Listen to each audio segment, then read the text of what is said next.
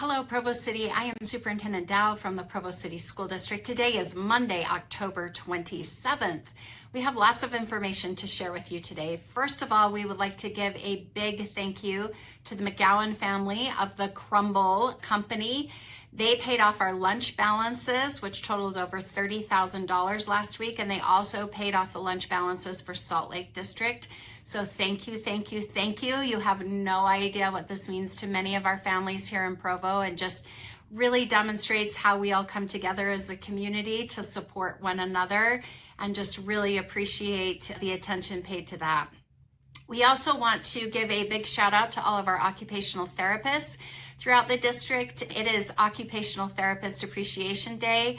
These individuals help our students with so many different things across the board that you wouldn't even believe, but they are fantastic individuals and very valued and appreciated at each of our schools. So we want to give them a big thank you.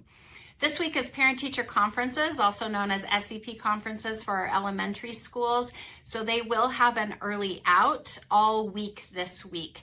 And then we will be ending with Halloween on Friday. So pretty exciting week at all of our schools, but particularly our elementary schools. And we do want to wish all of you a happy Halloween on Friday.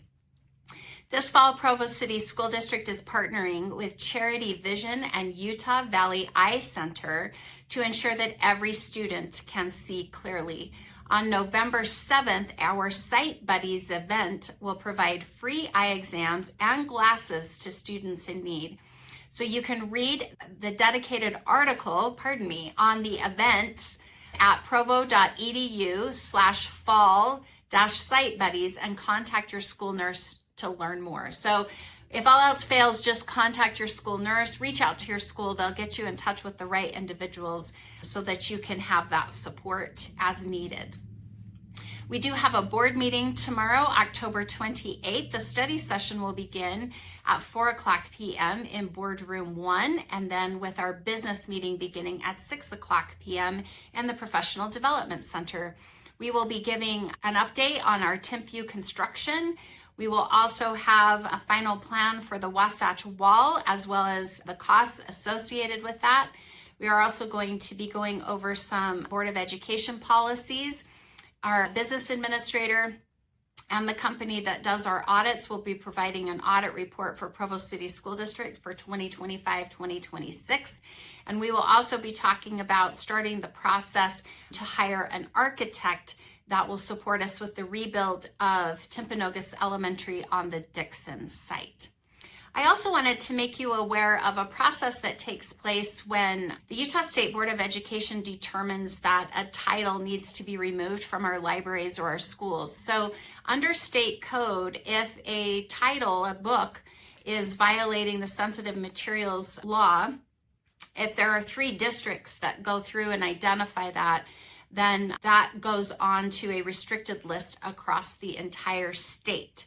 And so we do have a few titles where that has been the case across our state. And so what happens when that occurs is that information is given to our Director of Teaching and Learning. She notifies all of our principals as well as our media specialists. And then I also notify our teachers, because those titles cannot appear in classroom libraries, and they also cannot appear in school libraries.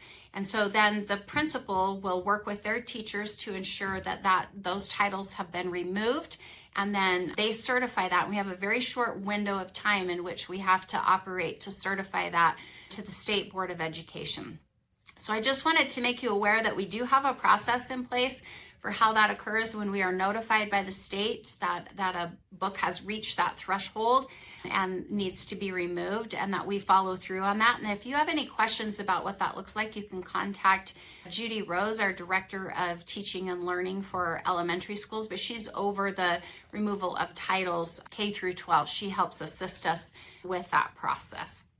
Sometimes a book may only be removed at the elementary school level. It might not be removed at every single grade level. And then this is something that's happening statewide. We do have our own challenge process. If there's a title that a parent wants to challenge and say, I don't think this belongs in a library, you would want to reach out, and there is a form that you fill out online, and then it starts our review process. And we do have those policies that are outlined in policy 4020, 4021, and 4022, so that you know how to appropriately handle anything that you feel is controversial and falls under that category of sensitive materials. We take that very seriously and follow through on those requests from our parents. We also last week had a great Board of Education meeting with our city council. Just want you to be aware of the great relationship that we have with our city, but in particular Vern Kessler, who works with our Assistant Superintendent Jared Seitz to ensure that we have safe routes for all of our children walking to school.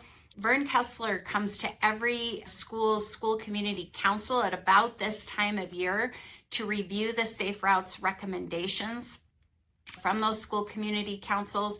We look at crosswalks, we look at potential bus routes, potential construction hazards that could come up, and we work really closely with one another to ensure that we can make sure that every kid has a safe way to get to school.